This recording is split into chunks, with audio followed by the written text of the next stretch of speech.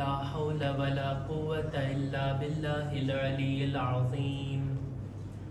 أعوذ بالله من الشيطان الرجيم. بسم الله الرحمن الرحيم. الحمد لله الذي جعل الحمد مفتاحا لذكره وسببا للمزيد من فضله ودليلا على آلائه وعظمته. ثم الصلاة والسلام والتحية والإكرام على خير خلقه وأفضل بريته حافظ سره ومبلغ رسالاته الذي سمي في السماء بأحمد وفي الأرض بأبي القاسم محمد. اللهم صل على محمد وعلى أهل بيته الطيبين الطاهرين المعصومين المظلومين ولعنة الله على أعدائهم أجمعين. أما بعد فقد قال إمامنا أبو عبد الله جعفر بن محمد الصادق عليه السلام: إنما شيعة علي من عف بطنه وفرجه واشتد جهاده وعمل لخالقه ورجا ثوابه وخاف عقابه. فإذا رأيت أولئك فأولئك شيعة جعفر. صلى أكبر محمد وآل محمد. اللهم صل على محمد وآل محمد. અહલે બેત અલૈહિસ્સલામના ઘરાનાની અંદર ખુશહાલીના દિવસો છે, ખુશીની તારીખો છે. બે માસૂમની એક જ દિવસમાં ખુશી. રસૂલે ખુદાની વિલાદતની તારીખ આપણે મનાવ્યા. આજનો દિવસ જે પસાર થયો આપણા છઠ્ઠા ઇમામની પણ વિલાદત હતી. અને આજની શબમાં આજ ખાનદાનની એક ખાતૂન અને એક બીબીની આપણે ખુશહાલી મનાવવા માટે જમા થયા છીએ. વર્ષની અંદર અનેક એવા મોકા આવતા હોય કે આપણે જમા થતા હોય, યા ખુશીના મોકા ઉપર યા ગમના મોકા ઉપર. ઇમામ બારગાહની અંદર યા તો તમે આવો, ખુશીની મહેફિલ હોય, ગમની મહેફિલ હોય, અથવા આમ મજલિસો હોય, ઈસાલે સવાબની મજલિસ હોય, અથવા તો કઈ ને કઈ મુનાસિબત ઉપર આપણે મજલિસ કરતા હોય યા મહેફિલ કરતા હોય. ફર્શે અઝા પર બેસીને અહલે બેતનો જિક્ર કરતા હોઈએ, અહલે બેતને યાદ કરતા હોઈએ, એમની વાતોની આપણે ચર્ચા કરતા હોઈએ. ક્યારેક સવાલ ઉભો થાય કે શા માટે અહલે બેતનો જિક્ર, શા માટે અહલે બેતની યાદ? આટલી બધી યાદ વર્ષમાં કેટલી વખત અમારે ઇમામ બારગાહમાં આવવું પડે છે, આવા શબ્દો આવવું પડે છે. આટલી મજલિસો થતી હોય, આટલી મહેફિલો થતી હોય, શા માટે અહલે બેતનો આટલો બધો જિક્ર? જવાબમાં આપણે કહીશું કે સૌથી પહેલા તો ખુદાનો શુક્ર અદા કરવો જોઈએ કે આવી હસ્તીઓની આપણને ઓળખાણ નસીબ કરી, ખુદાએ મારિફત આપી. બીજી બધી કોમ પાસે ન તો આવી હસ્તીઓ છે, ન તો તેઓ અહલે બેતને ઓળખે છે, નથી એમની પાસે, એટલે જિક્ર પણ નથી કરતા. આટલી નમાઝો પડે છે, આટલા મસ્જિદે જાતા હોય, અહલે બેતથી દૂર છે, અહલે બેતથી અજાણ છે, અહલે બેત જેવી હસ્તીઓ એમની પાસે નથી. ખુદાનો શુક્ર આપણને ઓળખાણ આપી. આ પહેલી વાત. બીજી વાત, અહલે બેત આપણા જિક્ર કરવાના મુહતાજ નથી. એમને કઈ જરૂર નથી કે આપણે ભેગા થઈએ અને એમનો જિક્ર કરીએ. એમના જિક્રની આપણને જરૂરત છે. એમની યાદ મનાવવાની આપણી જિંદગી માટે આપણને વધારે જરૂર છે. નહીતર અહલે બેત મુહતાજ નથી કે કોઈ એમના વખાણ કરે, કોઈ એમના ફઝાઇલ બયાન કરે, કોઈ એમની વાતોને બયાન કરે. ખુદા જેના વખાણ કુરાનમાં કરતો હોય, ખુદા અને એના મલાઈકા જેને યાદ કરતા હોય, આપણા લોકોને એમને શું જરૂર કે આપણે એમને યાદ કરીએ? આ એમની યાદ એમને ફાયદો નથી પહોંચાડતી, ફાયદો આપણા સુધી આવે છે. શું ફાયદો છે? શા માટે જિક્ર અહલે બેત? હજી આ સવાલ તો ઉભો જ છે ને.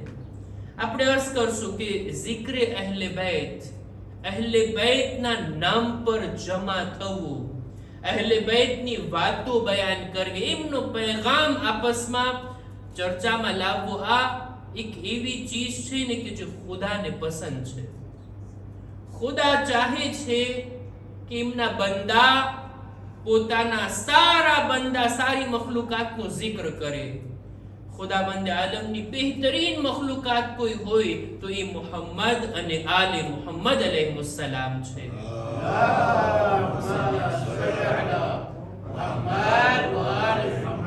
ખુદા મલાઈકાની દરમિયાન જો એમનો જિક્ર કરતો હોય, ખુદાએ આપણાથી એમ ચાહ્યું છે, ખુદાને પસંદ છે આ જિક્ર, એટલે આપણે આ જિક્રને કરીએ છીએ.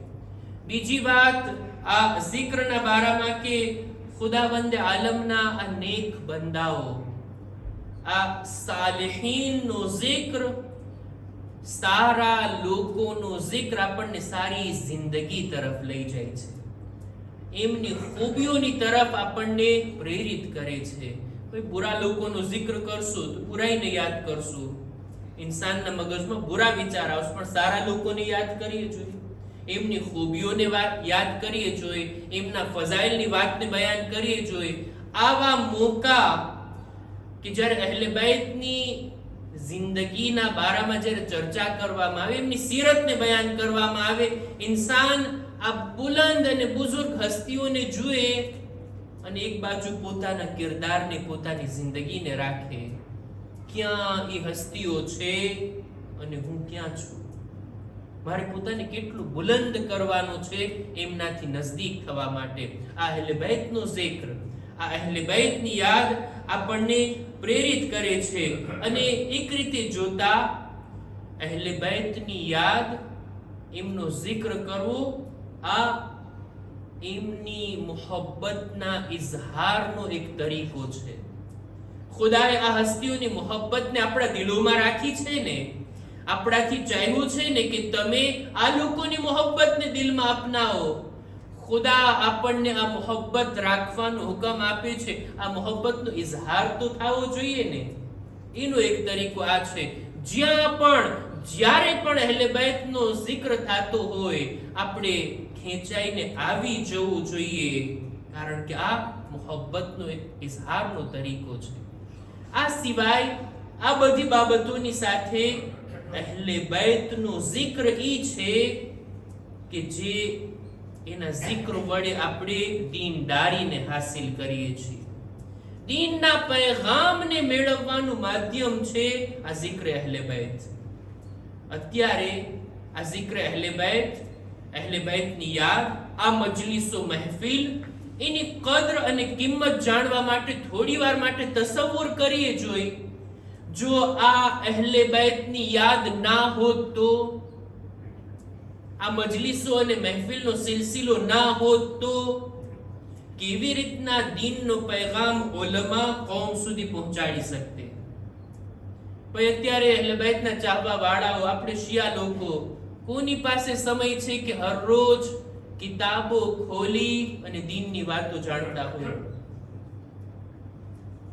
કોઈનાથી અત્યારે સવાલ કરવામાં આવે, જોઈએ દરરોજની વાત નથી કરતો, અઠવાડિયામાં કેટલા પાના કિતાબ વાંચી, ઇલ્મી કિતાબ, દીની કિતાબ, દીન સમજવા માટે કેટલો મુતાલિયો કર્યો? અચ્છા, એક મહિનાની અંદર કેટલા સફા વાંચ્યા, કેટલી કિતાબો વાંચી? શું આપણે એટલો સમય આપ્યો છે દીનને જાણવાનો, દીન હાસિલ કરવાનો? મૌલાના, કિતાબની વાત તમે ક્યાં કરો છો? અત્યારે તો આઈપેડનો જમાનો છે, ટેબ્લેટનો જમાનો છે, મોબાઈલમાં આખી બિબ્લિયોથેક અને લાઇબ્રેરી આવી જાય. એમ ચાલો, મોબાઈલમાં કેટલો મુતાલિયો કરો છો? મોબાઈલમાં કેટલો આપણે વાંચીએ છીએ? મોબાઈલમાં તો દુનિયાભરની મજલિસો આપણે સાંભળી શકીએ. એમ કેટલી મજલિસો સાંભળો છો ભાઈ? ક્યાંની મજલિસો તમે સાંભળો છો? જેટલો સમય વિડિયો જોવામાં, મેસેજ વાંચવામાં, ન્યૂઝ સાંભળવામાં લગાવીએ છીએ, એના કરતા અડધાનું પણ અડધું શું દીન સમજવા માટે કોઈ બેસે છે? મારે દીનની વાત જાણવી છે, દીન સમજવો છે, દીનની કઈ મારિફત હાસિલ કરવી છે, દીનદારી મારામાં વધે એવી કોઈ ચીજ મારે વાંચવી છે. કરીએ છીએ આપણે? કોની પાસે ટાઈમ છે? બહેતરીન ઝરિયો છે દીન સમજવાનો આ મિંબર અને મિંબરથી મળતો મેસેજ અને પૈગામ, આ ઝિક્ર અહલે બૈત, આ મજલિસો મહેફિલનો સિલસિલો છે કે જે આપણને દીનની વાતો આસાનીથી થોડી વારમાં આપણા સુધી પહોંચાડી દે છે. નહીતર આ ના હોત કેવી રીતના દીનની વાતો આપણા સુધી પહોંચત? કયા માધ્યમથી આપણે પહોંચાડી શકતા હતા? અત્યારે આ મિંબર છે, આલિમનો પૈગામ છે, ઝિક્ર અહલે બૈત છે, મજલિસો મહેફિલનો સિલસિલો છે, તોય હાલત અને માહોલ આવો છે. જો આ ના હોત તો પછી એક સલવાત પર મુહમ્મદ વ આલે મુહમ્મદ.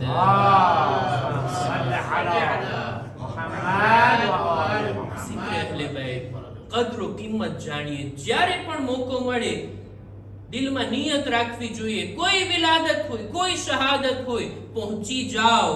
મને કંઈક સાંભળવા મળશે, મારામાં દીનદારી વધશે, મારી મારિફતમાં વધારો થશે. આ બધી ચીજો અહલે બૈતના ઝિક્ર, અહલે બૈતની વાતો કોઈ સામાન્ય વાત નથી. આની કદરો કિંમત બહુ વધારે છે. સમજે ને એના માટે આપણે આજની તારીખમાં ગઈકાલે મેં અર્ઝ કર્યું હતું કે રસૂલે ખુદાના વિશે આપણે વાત કર્યા હતા. છઠ્ઠા ઇમામનો ઝિક્ર રહી ગયો હતો. એને આજે મહેફિલ હતી એટલે મને લાગ્યું કે આપણે આજની મહેફિલમાં છઠ્ઠા ઇમામનો ઝિક્ર કરી નાખીએ. પણ હવે આવતીકાલે મહેફિલ નથી એટલે આજે જનાબે ઉમ્મે કુલસુમનો પણ ઝિક્ર કરવો છે અને છઠ્ઠા ઇમામનો પણ ઝિક્ર કરવો છે આજની મહેફિલમાં. છઠ્ઠા ઇમામ, એમની જિંદગીમાં પણ ઈ જ બાબત કે જે રસૂલે ખુદાની જિંદગીમાં હતી, સમાનતા જોવા મળે છે.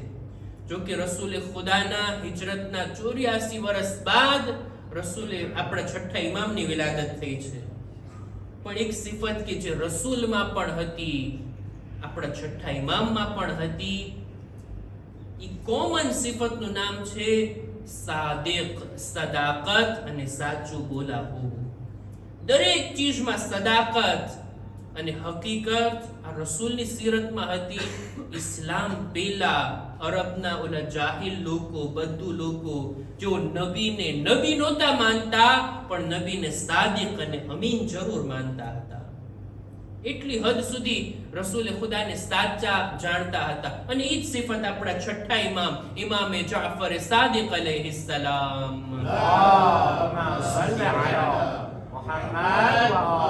એમની જિંદગીમાં પણ આપણને જોવા મળે છે.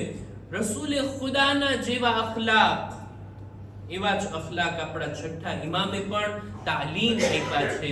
એક વાતને જેને આપણે બયાન કર્યા હતા કે કોઈના ઉપર અસર રાખવા માટે, કોઈના ઉપર આપણો અસર અને રૂસૂખ રાખવા માટે, કોઈનું દિલ જીતવા માટેનો એકમાત્ર તરીકો આ છે કે એની સાથે ભલું વર્તન કરવામાં આવે.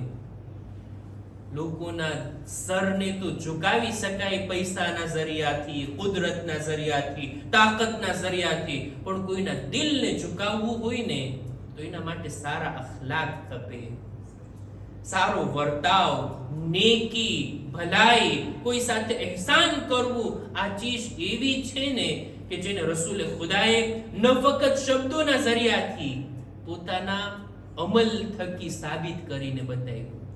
રસૂલે ખુદા કે એક વખત તો લોકો એમના પર પથ્થર ફેંકતા હતા, રસૂલને જખ્મી કરતા હતા, રસૂલને બુરા શબ્દો કહેતા હતા, પણ રસૂલે ખુદાના શબ્દો, રસૂલના અખલાક એવા આ લોકોને ચેન્જ કરી દીધા. ખુદ અબુ સુફિયાન કહે છે એક વખત હું મદીના સફર કરીને ગયો, હજી પોતે ઈમાન નહોતો લાવ્યો, ઝાહિરન મુસલમાન નહોતો બન્યો, હજી કાફિર હતો, મુશરિક હતો. કે છે હું મદીના ગયો, મેં જઈને જોયું કે રસૂલે ખુદા જ્યારે નમાઝનો સમય થાય છે ત્યારે વુઝુ કરે છે. રસૂલે ખુદા વુઝુ કરે છે પણ એક ટીપું પાણી જમીન પર નથી આવતું. ક્યાં જાય છે બધું પાણી? મુસલમાનો હાથ રાખી દેતા હતા. રસૂલની આટલી મોહબ્બત કે એમના વુઝુના પાણીને તબર્રુક તરીકે લેતા હતા. આ ઈ જ લોકો છે જે રસૂલે ખુદા પર પથ્થર વરસાવતા હતા, રસૂલને બુરા શબ્દો કહેતા હતા. આટલું એમના દિલને બદલી નાખવું, આટલા એમના વિચારોમાં ઇન્કિલાબ લાવવો, ખરેખર આ રસૂલના પૈગામનો અસર છે. અને આ સારા અખલાક એક બે હદીસો મારે કાલે પડવી હતી, મને સમય ના રહ્યો, આજે બયાન કરું છું કે રસૂલે ખુદા સલ્લલ્લાહુ અલૈહિ વસલ્લમ ફરમાવે છે,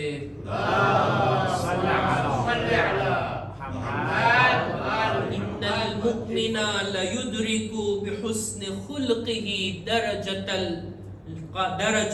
કાઇમિલ લૈલ વ સાઇમિન નહાર.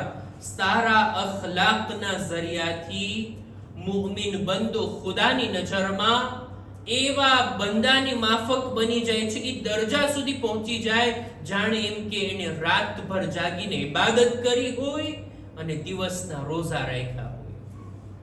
એ દરજા સુધી મુમિનને સારા અખલાકના ઝરિયાથી ખુદાથી કરીબ કરે છે. એક હદીસમાં ખુદ રસૂલે ખુદા ફરમાવે છે કે મા મિન શૈઇન અફકલુ ફિલ મીઝાન મિન ખુલુકિલ હસન. મીઝાન ઉપર જે આપણા અમલને બેલેન્સ કરવામાં આવશે, જોખવામાં આવશે, એ ચીજ કે જે આપણા અમલના વજનને વધારે છે, એ સારા અખલાક કરતા બીજું કંઈ નથી. સારા અખલાક, નેક વર્તાવ, નેક વર્તન. એક હદીસની અંદર હજી ફરમાવે છે કે સૌથી વધારે લોકો જન્નતમાં દાખલ થશે, બલકે આ રીતના એનો તર્જુમો કરું કે જન્નતી લોકોના જન્નતી બનવાનું સૌથી મોટું કારણ હોય તો એ આ બે ચીજો છે. એક છે તકવા અને બીજું છે સારા અખલાક. વધુ પડતા જન્નતમાં લોકો જશે આ બે સિફતના ઝરિયાથી. અને ત્યારબાદ રસૂલે ખુદાની આ હદીસને હું બયાન કરીને વાતને પૂરી કરું. રસૂલે ખુદા ફરમાવે છે કે અલૈકુમ બિહુસ્નિલ ખુલ્ક, તમને જોઈએ કે સારા અખલાકને અપનાવો, કારણ કે સારા અખલાક રાખવા વાળો ચોક્કસ જન્નતી છે. અને બુરા અખલાકથી બચો, કારણ કે બુરા અખલાક ચોક્કસ ઇન્સાનને જહન્નમમાં લઈ જાય છે. સારા અખલાકની તાલીમ આ માસૂમીન તરફથી આપણને મળેલ છે, અને એનાથી કેટલો અસર ઇન્સાન, કેટલો પ્રભાવ સામેવાળાને કેટલો ઇમ્પ્રેસ કરી શકે છે. રાવી બયાન કરે છે કે એક દિવસ હું છઠ્ઠા ઇમામે જાફર સાદિક અલૈહિસ્સલામ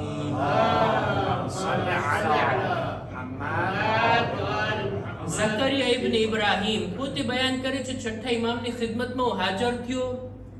જઈને મેં અર્ઝ કર્યો કે એ ફરઝંદે રસૂલ, હું મુસલમાન બન્યો છું. પહેલા હું ઈસાઈ હતો, હું મસીહી હતો, ત્યારબાદ હું મુસલમાન બન્યો છું. કયા કારણોસર તું મુસલમાન બન્યો? ઇમામ આ પણ પૂછતા કે ભાઈ મુસલમાન થવા માટે કઈ બીજા દુનિયાવી કઈ લાલચ, કોઈ ગરજ તો નથી ને? શા માટે તે તારો અકીદો બદલો? એવું તને ઇસ્લામમાં શું સારું દેખાણું કે તું તારો દીન મૂકી અને ઇસ્લામમાં દાખલ થઈ ગયો?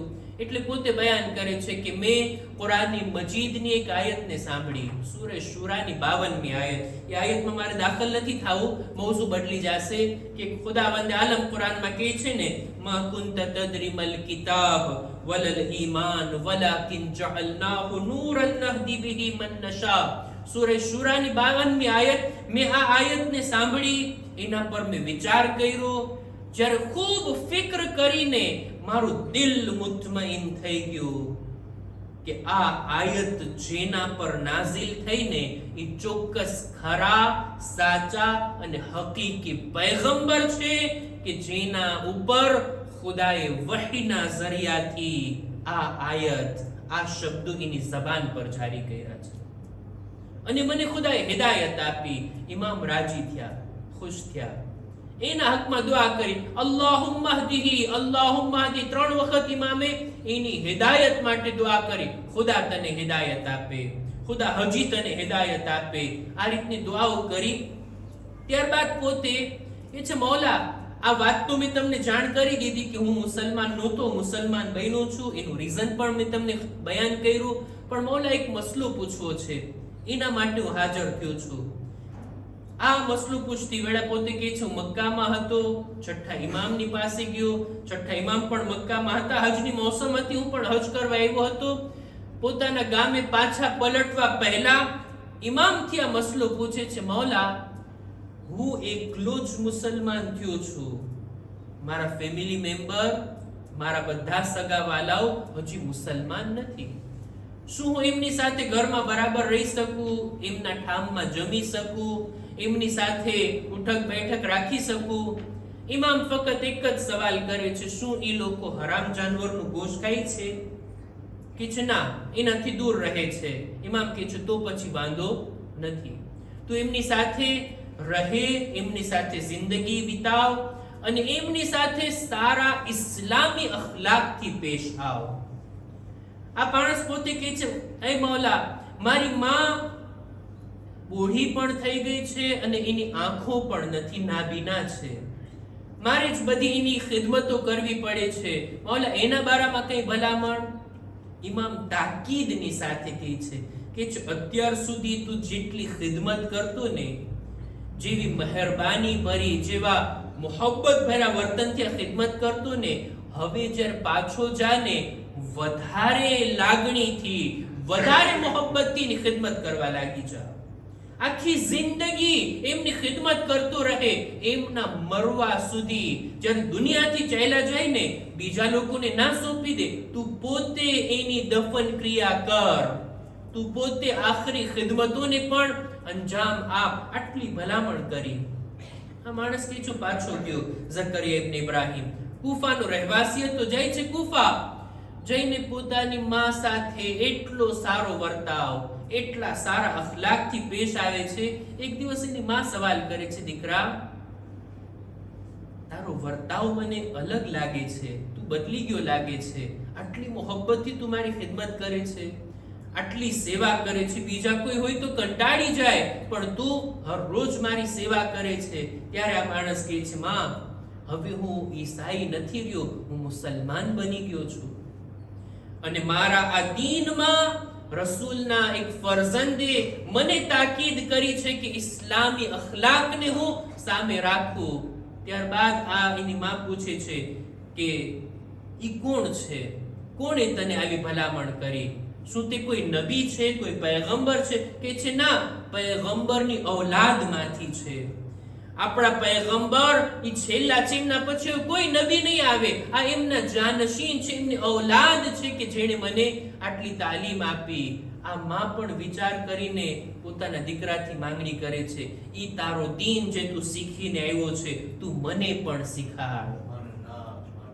એની માને પણ કલમો પડાવે છે, એને નમાઝની તાલીમ આપે છે. જ્યારે શીખી લે છે કે થોડાક દિવસમાં જ ઈ બીમાર પડે છે, દુનિયાથી ચાલી જાય છે, અને એને મેં ગુસ્લો કફન આપી એને ઇસ્લામી તરીકા પ્રમાણે દફન કરી. જો એક સારા અખલાક ઇન્સાનને અમલી ઝરિયાથી, અમલના ઝરિયાથી ઇસ્લામનો મુબલ્લિગ બનાવી દે છે. પોતાની જિંદગીને તો ઇન્સાન બહેતર બનાવે, બીજાઓને પણ પોતાનાથી ઇમ્પ્રેસ કરી શકે છે, એ લોકોને પણ સીધો રસ્તો બતાવી શકે છે. ઇસ્લામ આની તાલીમ આપે છે. અહેલે બેત પોતે ખાલી જબાનથી નસીહતો કરવા માટે જ નહોતા આવ્યા, અમલથી એમણે બતાવ્યું છે. અમલી ઇસ્લામ એમણે તાલીમ આપ્યો છે. આજે જે બીવીનો આપણે જિક્ર કરવો છે, જેમની આપણે યાદ મનાવવી છે, બહરહાલ એમની જિંદગી વિશે આપણને કરબલાના બનાવ પહેલા કઈ ખાસ નથી મળતું. કરબલાના બનાવથી જનાબે ઉમ્મે કુલસુમ એમનો કિરદાર આપણી સામે આવે છે. બે બહેનો ઇમામે હુસૈનની, બે સગી બહેનો, એક જ માં એક જ બાપથી, જનાબે ઝૈનબ અને જનાબે ઉમ્મે કુલસુમ. એમનો કિરદાર, એમનો રોલ ઇસ્લામને બચાવવામાં, ઇસ્લામને ફેલાવવામાં, ઇમામે હુસૈનના મિશનને આગળ વધારવામાં ખરેખર એમનો રોલ લાજવાબ છે. હું એક વાતને બયાન કરું જેથી એમના રોલની આપણને કદરો કિંમત થાય. આપણે અય્યામે ફાતિમી આવશે, બીબી ઝહરાનો જિક્ર આપણે કરશું આવતા મહિનાઓની અંદર. બીબી ઝહરાના બારામાં આપણને મળે છે ને કે બીબી ઝહરા પોતાની ટૂંકી ઉંમરમાં 18 વર્ષની અંદર 3 જાતના રોલ દુનિયા સામે રાખીને ગયા. એક છે બહેતરીન દુખ્તર, સારામાં સારી દીકરી બનીને પોતાના બાપની એવી ખિદમતો કરી, એવી સેવાઓ કરી, એટલા પોતાના બાબાને રાજી કર્યા કે એમની ફઝીલત માટે જે શબ્દો રસૂલે ખુદાએ બયાન કર્યા, એક શબ્દ કાફી છે, યા ફાતિમા અંતે ઉમ્મુ અબીહા, તું તારા બાપની પણ માં છો. બહેતરીન દુખ્તર બનીને બતાવ્યું. મૌલા અલીના ઘરમાં જ્યારે આવ્યા, બહેતરીન ઝૌજા બની અને દુનિયાની તમામ ઔરતોને પોતાના શોહરની કેવી રીતના ખિદમત કરવી અને સાથ આપવો એની તાલીમ આપી. જ્યારે ઔલાદ થઈ ત્યારે બહેતરીન માં બની અને આ સારી ઔલાદને દુનિયામાં મૂકીને ગયા. આ ત્રણ કિરદાર બીબીના નુમાયા બહુ સારી રીતના આ ટૂંકા સમયગાળામાં દીકરી, ઝૌજા અને માં બનીને દુનિયાની ઔરતોને પૈગામ, દર્સ, લેસન અને સબક અમલના જરિયાથી આપીને ગયા. એક રોલ હતો કે જેનો મોકો બીબી ઝહરાને નથી મળતો. હાલાત એવા હતા અને તે છે ભાઈનો સાથ કેવી રીતના આપવો, ભાઈની સાથે કેવી રીતના વર્તન કરવું. આ રોલને બીબી ઝહરાની દીકરીઓ જનાબે ઝૈનબ અને ઉમ્મે કુલસુમ બખૂબી નિભાવીને બયાન કરે છે કે કેવી રીતના પોતાના ભાઈઓની સાથે, પોતાના ભાઈના મિશન માટે અને ફક્ત ભાઈ પણ નહીં, જમાનાના ઇમામનો કેવી રીતના સાથ આપવો, આ બધું જનાબે ઝૈનબ અને જનાબે ઉમ્મે કુલસુમે શીખાડ્યું. મક્તલની રિવાયતોમાં અવારનવાર જનાબે ઉમ્મે કુલસુમનો જિક્ર આવે છે કે જો એ રિવાયતોને બયાન કરીશ તો મહેફિલનો માહોલ મજલિસમાં બદલી જશે. બસ ખુદાની બારગાહમાં આપણે દુઆ ગુજારીએ, પરવરદિગારા આ બીબી કે જેમની યાદ મનાવવા માટે આપણે જમા થયા છીએ, ખુદાએ આ બીબીના સદકામાં કૌમની માં બહેનોને નેક તૌફીક અતા ફરમા.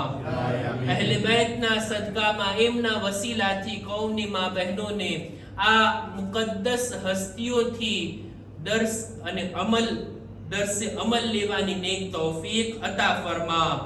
પરવરદિગારા અમોને અહેલે બેતનો જિક્ર કરવાની, એમની તાલીમાત પર અમલ કરવાની નેક તૌફીક અતા ફરમા. ખુદાયા દુનિયામાં અહેલે બેતની ઝિયારત, આખિરતમાં એમની શફાઅત નસીબ કર. ખુદાયા દરેક મુમિનીન મુમિનાતની જાન, માલ, ઇઝ્ઝત, આબરૂની હિફાઝત ફરમા. जो बीमार છે શફા અને તંદુરસ્તી અતા કર. અમારા મરહુમીનની મગફિરત ફરમા. ઝમાનાના ઇમામના ઝુહૂરમાં તાજીલ ફરમા. ربنا تقبل منا إنك أنت السميع العليم إن الله وملائكته يصلون على النبي يا أيها الذين آمنوا صلوا عليه وسلموا تسليما.